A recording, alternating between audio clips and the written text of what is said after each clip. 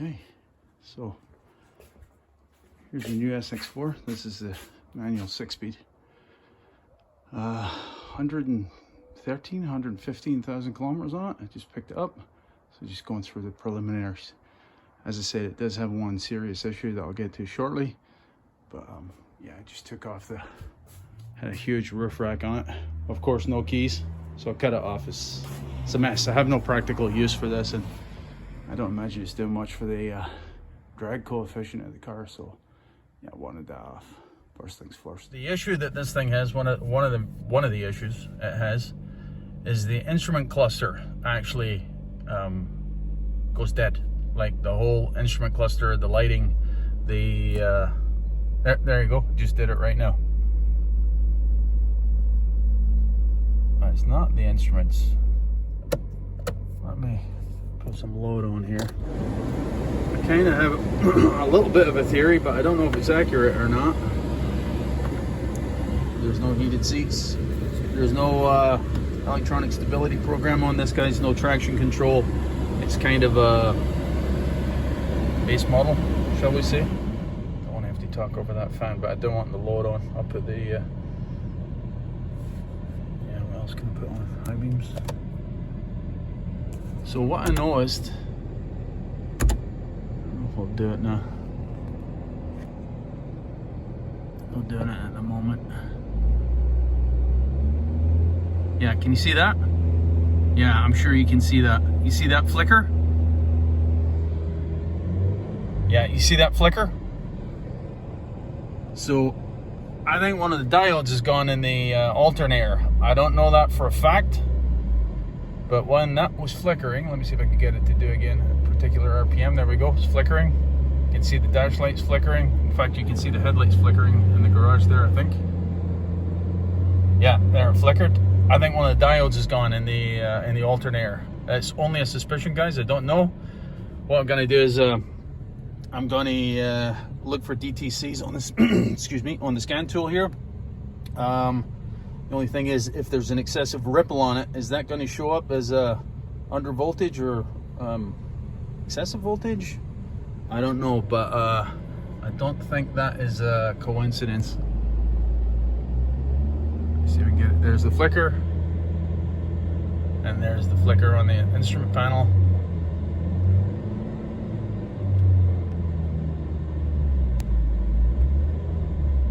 Yeah, I could be wrong. We could have absolutely nothing to do with one another, the instrument panel going dead like that momentarily, but I think there's excessive ripple on the alternator output. Let's check for DTCs. As I said, I'm repeating myself, and then we'll take a look at the battery voltage itself, and I wonder if it's possible it's corrupting the CAN bus as well, because these instruments are going black, right? You know, the odometer and the instantaneous fuel usage there.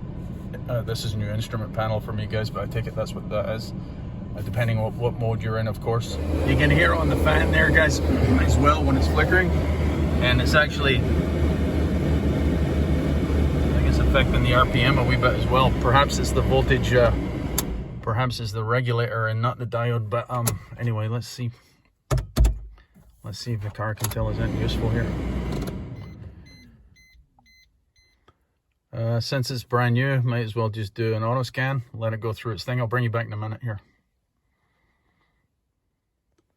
Okay, so it's picked up a couple of faults. Body control module and the four-wheel drive module.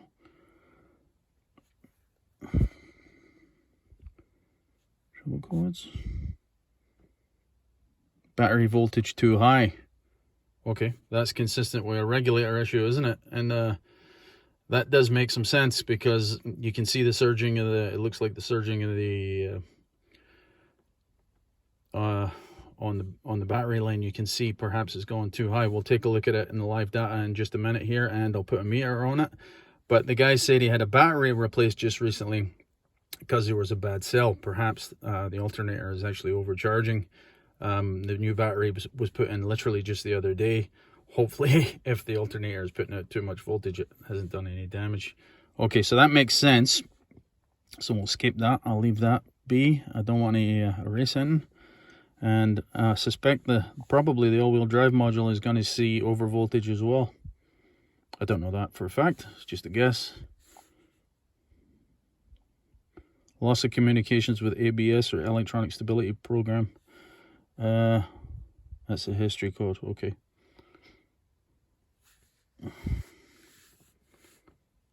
Right. Again, I was always under the impression, guys, I've never had an automotive mentor. I'm just a amateur, guys. But from the reading I've done, the self-study I've done over the years, it's always, anytime you're dealing with trouble codes, if you have something fundamentally wrong with the car, i.e. the battery, the alternator, don't chase your tail on a code. Sort the fundamentals first. Just like anything, a mechanical issue, don't go looking for sensors if you have a stretched timing belt, or it skipped a tooth on the belt, or the chain is stretched or something like that, and you're getting a correlation code. It makes no sense, right? To go chasing ancillaries when you have a root cause. So all that to say, I think we have an issue with the alternator regulator here, I guess, since it says voltage too high. Yeah, we'll check we'll take a look here at the live data. I have to go into the body control module to get the battery voltage on the PIDs on this particular scan tool layout. Anyway, so here, just setting it idle, as you can see, here's the voltage here, 14.2. Looks pretty good. Let me raise the RPM and see if we can see anything bizarre going on here. Yeah, that is not right. Look how high it's going. It's going 15, 16 volts. That's not good. That is definitely an alternator regulator issue. Well, I say definitely. I highly suspect that is an alternator issue.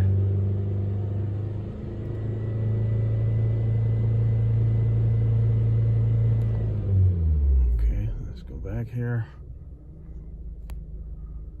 Let me put on some load.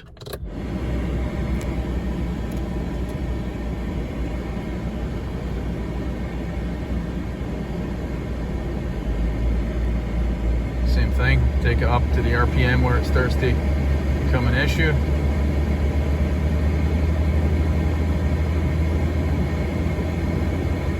Not as erratic with a load on it. Let me drop the load.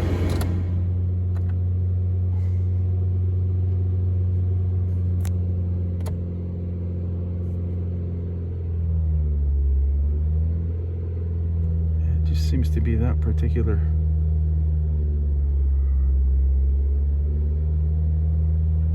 And at around the 2400 RPM mark.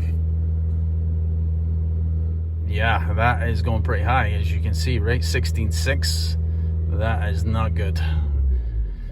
That looks like a alternator regulator issue to me. Okay, brand new battery here, guys. Just checking the state of health of the battery. The battery shows it is in good health, state of health and state of charge. So again, brand new battery, as you can see. Right, let's go to the charging test.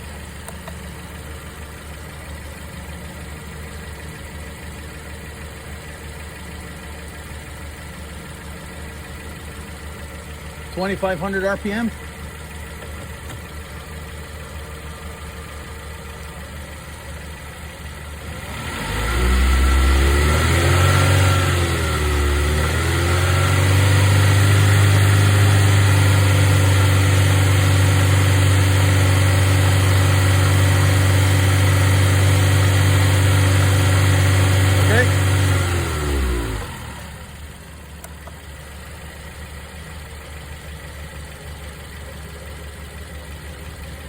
Charging high. That's actually an accurate assessment. I was expecting this to say everything was okay because it's just a cheapy wee Chinese battery charger, but as you can see, I think that's the correct assessment. I guess the ripple's okay, so it's no diode issue, which was my initial thought because of the pulsing. But it's just a regulator, I think. Must be gone. Okay, so there's always the possibility this is just the body ground. I don't know if you can see it down there, guys. I think maybe you can kind of see it. Maybe not. That's the ground actually going to, that's the engine ground which going to the gearbox. I'll take that off and make sure it's clean. I will run the car, make sure there's no voltage on the block itself. I'll make sure there's no drop between the alternator and the battery positive. And again, I'll check that there's no there's nothing wrong with the grounding, you know, just the alternator is 300 bucks. Getting the alternator out of this thing, from what I read in the manual, can be a bit of a challenge. Although I kind of learned a lesson doing the gearbox on my boy's car there, doing the clutch on my boy's car. What the manual says is not necessarily the easiest or most effective way of dealing with an older car. Sometimes the less you touch the better, you know. Okay, so looks like an alternator regulator issue, huh? Right there, guys. This is a B-spec engine, a wee bit different. You can tell the engine cover is completely different than the engineer box. Thanks, Lisa. This car has variable valve timing. It's a 2011 model. I think variable valve timing was introduced in 2010. Again, 2-liter engine, gasoline. Some other differences. There's a lot of differences actually when it comes to the actual part numbers and stuff, but the essential difference is that this is variable valve timing as opposed to the earlier generation, the A-spec engine. Everything is different on the belt drives and serpentine belt drives, and completely different layout. Again, I knew there was an issue. The DTC confirming battery voltage too high doesn't surprise me. In fact, I'm pretty sure if the voltage exceeds a certain threshold, there's actually a cutout.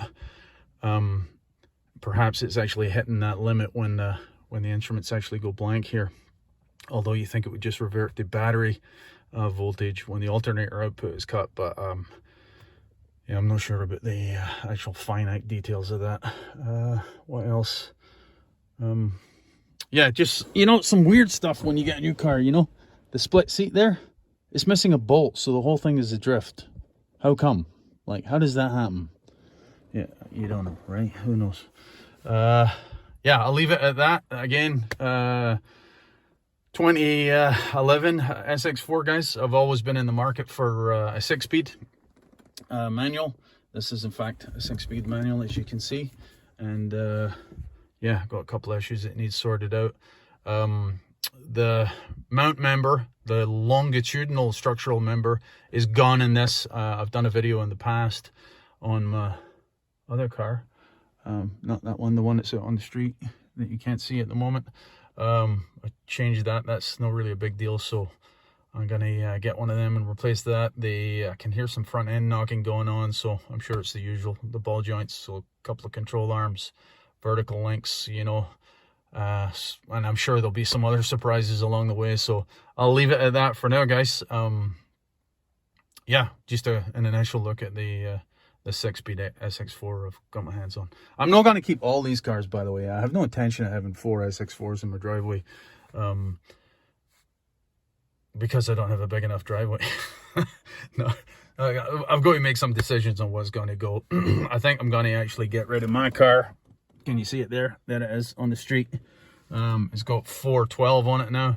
The kilometers are getting up there. I can't drive it forever. However, that car is actually the best equipped. It's basically the high trim level. It's got the electronic stability program, traction control, all the bells and whistles in that car. This one is fairly stripped down, albeit 6-speed, because the fuel economy is not great on these cars. So it'll be interesting to see the differential with the additional gear. Although I don't think it's going to be that much different, but between the 6-speed and the actual variable valve timing, I suppose it could make some difference. It'll be interesting to see the power differential as well. I think that car there and that car there are 146 horsepower if memory serves. I think this one is just fractionally higher. Anyway, I'll leave it at that, guys. I'm rambling here. I'll see you later. You'll see the car feature quite heavily. I'm certain for the next wee while. If you don't like SX4s, you can go watch something else. I don't mean that in a cheeky manner. I just mean that because that's likely that's going to be the reality on the channel. It's likely going to be this car for a wee while to come. That's it, boys. Cheers. Yeah, of course, the A-spec engine And the B-spec engines, the alternators are completely different, of course. What can you do?